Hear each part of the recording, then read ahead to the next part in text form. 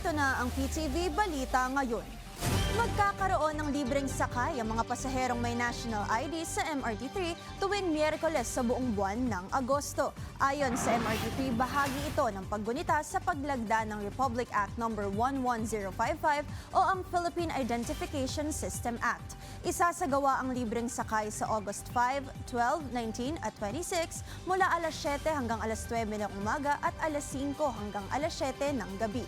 Magkakaroon din ng libreng sakay sa September 16, 2026 bilang pagdiriwang ng Global Identity Day para makapag-avail ng libreng sakay. Kinakailangang magpakita ng valid national ID, maaaring physical ID, digital ID o e-Philippine ID na naka-paper format. Matatanda ang nakipagtulungan na rin ang Philippine Statistics Authority o PSA sa MRT3 para sa National ID registration sa Araneta, Cubao at Taft Avenue stations.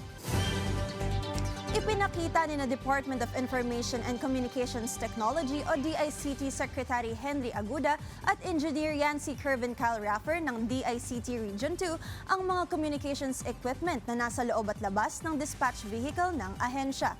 Ang nasabing sasakyan ay isa sa mga emergency communications assets na binanggit ni Pangulong Ferdinand R. Marcos Jr. sa kanyang 2026 State of the Nation Address o SONA.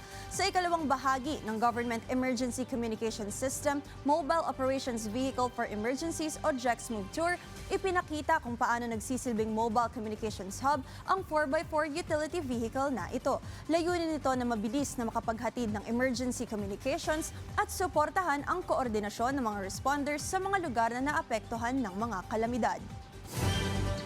At yan ang mga balita sa oras na ito. Para sa iba pang updates, i-follow at i-like kami sa aming social media sites sa @PTVPH. Ako si Jana Madrid para sa Bayan.